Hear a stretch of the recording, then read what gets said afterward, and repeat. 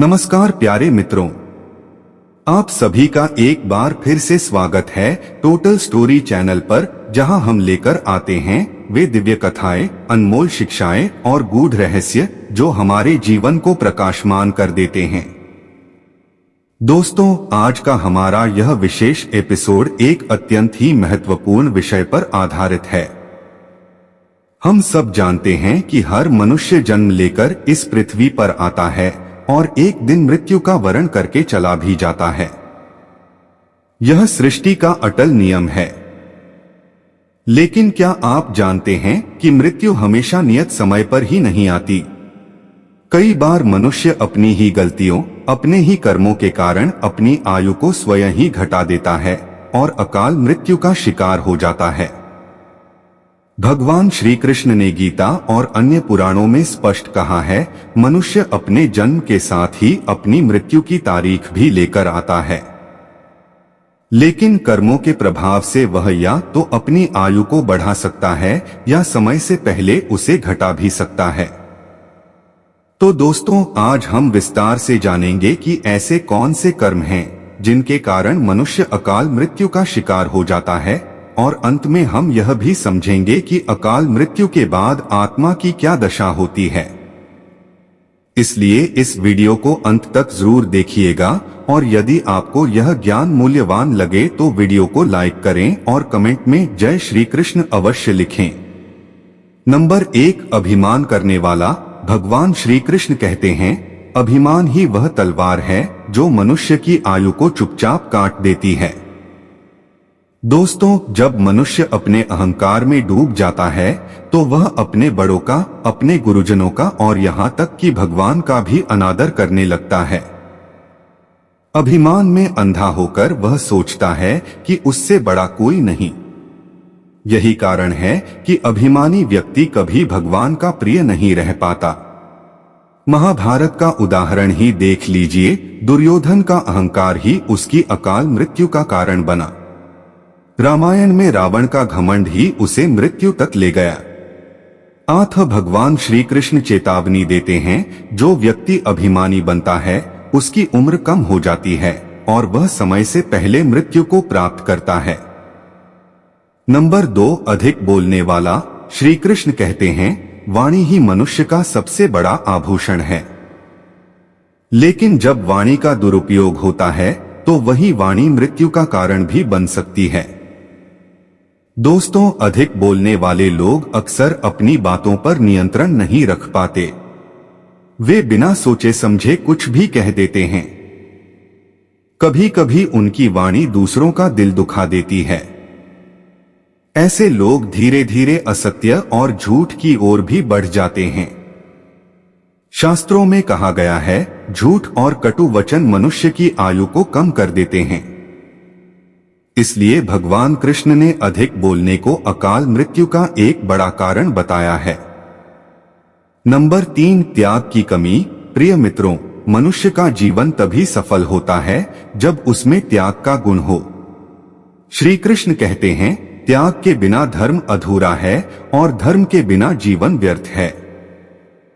महान योद्धा रावण और दुर्योधन दोनों के पास शक्ति, धन और सामर्थ्य की कोई कमी नहीं थी, लेकिन उनमें त्याग की कमी थी।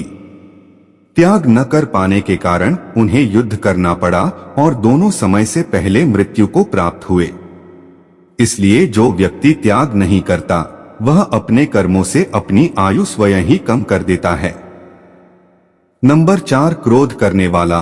भगवान श्री कृष्ण ने गीता में स्पष्ट कहा, क्रोध से मनुष्य का विवेक नष्ट हो जाता है और विवेक नष्ट होने पर उसका पतन निश्चित है। क्रोध एक ऐसा जहर है जो धीरे धीरे जीवन को निगल जाता है। क्रोध में मनुष्य अच्छे बुरे का भेद भूल जाता है और ऐसे कार्य कर बैठता है जिनका परिणाम केवल उसके ही विनाश के रूप में सामने आता है। दोस्तों, शास्त्रों में कहा गया है, क्रोध अकेले ही मनुष्य को नर्क तक पहुंचाने के लिए पर्याप्त है। अतः जो व्यक्ति क्रोधी स्वभाव का होता है वह समय से पहले ही मृत्यु को प्राप्त होता है। नंबर 5, मित्रों के साथ धोखा और बेईमानी। भगवान श्री कृष्ण कहते हैं, मित्र वह है जो संकट में साथ खड़ा हो, और जो मित्र के साथ धोखा करता है वह अधम अर्थात नीच मनुष्य कहलाता है। ऐसे व्यक्ति पर यमराज अत्यंत क्रोधित होते हैं और उन्हें कठोर दंड देते हैं। महाभारत का युद्ध भी इसी स्वार्थ और धोखे का परिणाम था। धन, स्त्री और भूमि की लालसा में मनुष्य अपने मित्रों तक को धोखा दे देता है और अंततः वही उसके अकाल मृत्यु का कारण बनता है। अकाल मृत्यु के बाद आत्मा की दशा। प्रिय दर्शकों, अब सबसे महत्वपूर्ण प्रश्न यह है कि अकाल मृत्यु के बाद आत्मा की स्थिति क्या होती है। भगवान श्री कृष्ण बताते हैं, जो मनुष्य अकाल मृत्यु को प्राप्त होता है उसकी आत्मा अधूरी रह जाती है।